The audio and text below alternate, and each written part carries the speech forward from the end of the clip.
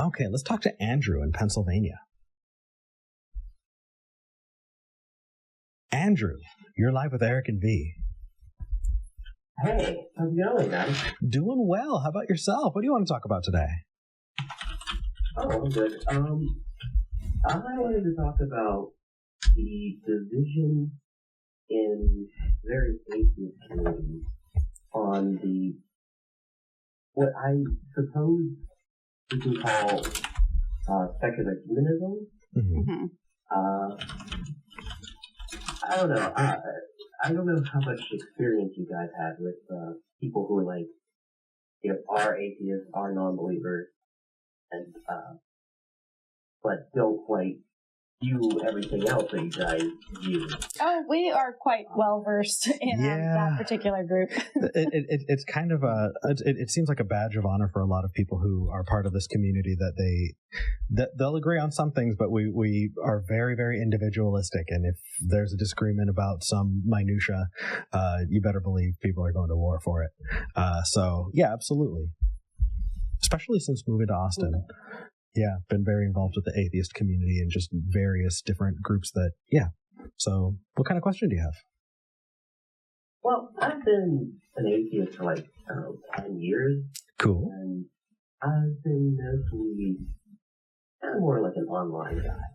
Sure. Just somebody who's experiencing the community that way. Mm-hmm. And I don't know, somewhere 2014, there's going to be this really big between people who were hey, we need to care about issues.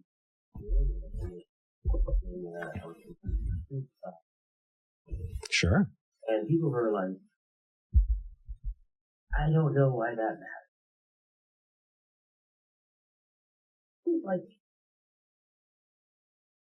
Into a head at one point, kind of on down. I just don't know what you guys' experiences are specifically that. Yeah, it's really a matter of intersectionality. Yeah. And that has been an issue in not just this community, but every community. It's where does this, this thing that we have in common intersect with things that are not necessarily, part of everybody's experiences. And I agree, I think that there was a time back in the Thunderfoot days. Before we jump any further, there are quite a few people who say they can't hear the caller. Oh. Andrew, are you on speakerphone?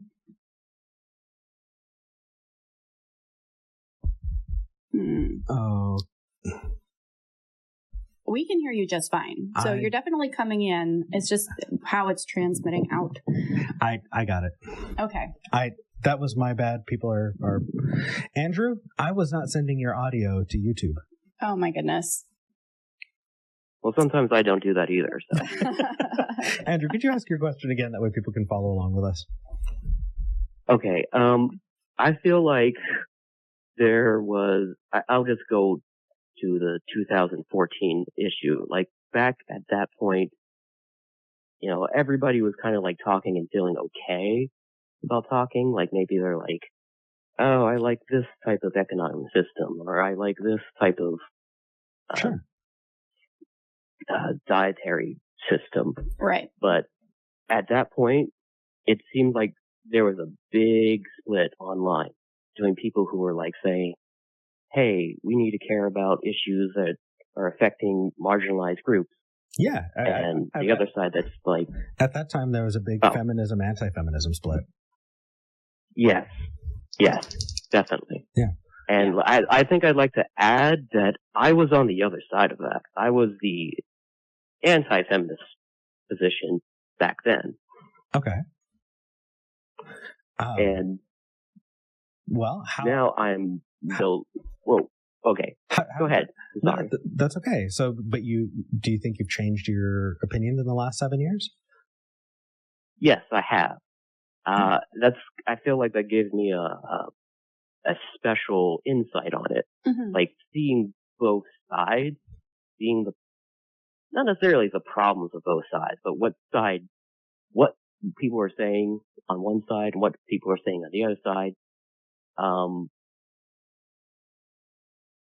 And it's interesting to see if has anything really changed in terms of what one side's saying and what the other side's saying, because I feel pretty isolated where I am at. Yeah. That's understood. Things have changed a lot.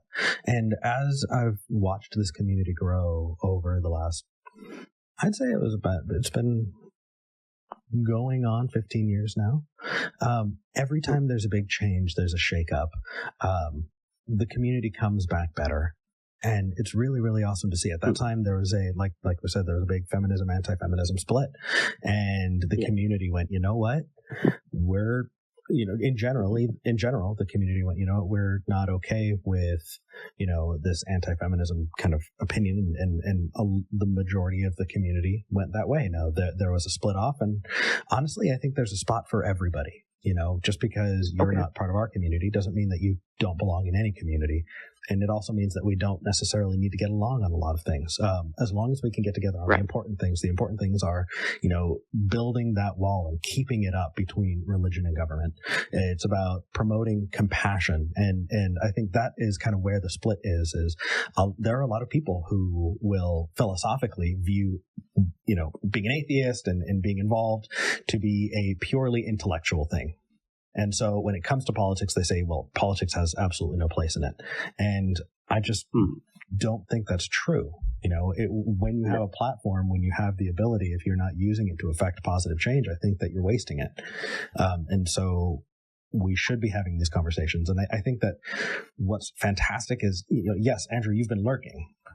And that's perfect because you're seeing these conversations had. That's one of the big reasons why we have this show is so many people don't get to have the religious conversations and, because it's awkward or taboo or they don't want to, lose family or friends or whatever, but they get to see it had so that they can actually make an informed decision. And it's a process, right now, there are a lot of different things that people are splitting up about, but for the most part, we can still agree on compassion. We just might have different definitions of what that looks like. What do you think, Bea? Yeah. I'll let Andrew respond to you first. I was going to go into a big thing. I want to hear what you have to say, Bea. So I think I joined the atheist community, quote unquote, in 2018. So I kind of missed a lot of the initial unpleasantness that was associated with the atheist movement, with the skeptic movement. I mean, we're using the term skeptic in our show. I want to say 5-6 years ago, that would have been a red flag to a lot of people because the term was associated so strongly with this very anti-SJW kind of intellectual dark web concept. So the fact that we're able to use this now shows that we are changing the conversation, which is great. The thing that gets me, honestly, are double standards, right? And I think that the atheist community is good at calling other people out, but not as good at calling each other out in a respectful and productive way. So, we can get away saying, oh, look what this Christian did. That was terrible. How dare he? And then turn around and be like, well, I guess there are reasons that you did what you did, other atheists, so it's fine. That's not fine.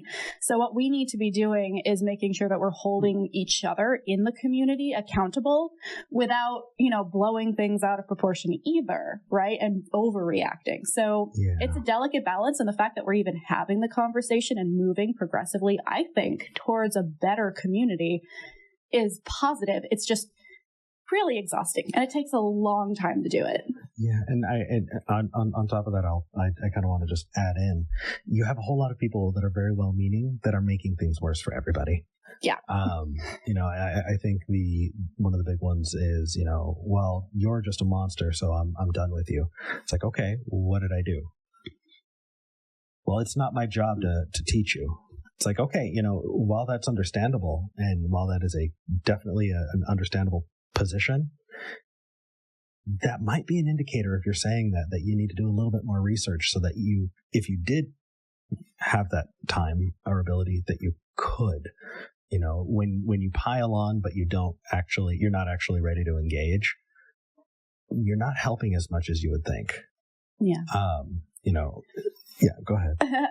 Yeah, you've got us on a pretty intense topic, considering some of the things that have gone down the last couple of weeks within the atheist community. It's very timely, your call, and we all have very many feelings about it. But yeah. I think the bottom line here is that we need to make sure that we are speaking up where we can, as long as it's good for our mental health and we feel comfortable and safe in doing so.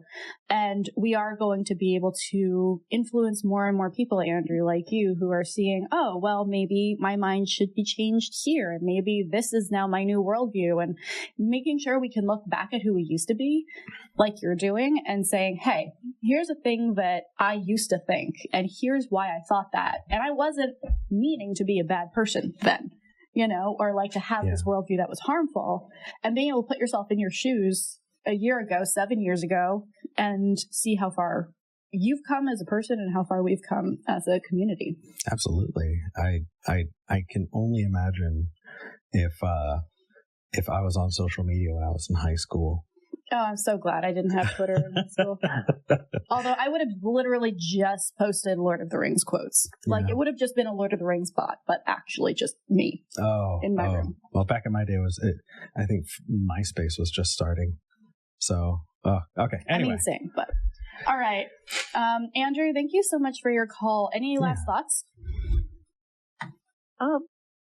The only thing that I could think of is that it feels like the divide, if I was going to put it into a nutshell, is kind of under the idea of people who want to focus on empathy and people who want to, preserve their feelings and their sanity even with something that's kind of like apathy. Yeah. Apathy is easier. It's the easy way out. Yes, it is. And there's room for all of us. I mean, the thing is, specifically when it comes to empathy, I've tried my best to wear my heart on my sleeve. And I found a thread the other day that was just Eric is the most disingenuous, smug. Well, I get it's the face, but he's absolutely, and I get it. It's weird for a lot of people to see, that kind of reaction. And I understand it. The thing is, don't try to be something that you're not. I'm going to be my authentic self, whether people believe it or not, as long as I can. And I wouldn't want to push somebody who is not in a place where they can do that to do it. Some people are not there to have that, compassionate or empathetic approach. And that's okay. There's room for them. Just don't pretend to either, just find what works for you. Yeah. Anyway, sorry, that's a deep cut into years of having done this in different ways. For those of you who are watching, just because you're not us, just because you don't have our specific approach or your favorite content creator's approach doesn't mean that your voice is not welcome. It should be welcome. It should be included. And, that's okay. Andrew, I know that you waited a long time. You actually waited on the line last week and you never got on. So thank you. Thank you for calling in this week, and thank you for your patience. Oh, thanks, Eric. And I think your face is actually pretty cute, so you shouldn't be so hard. Oh, shucks. I agree with you, Andrew. All right. Thanks for calling in. I got the red behind me. It's hiding the blush.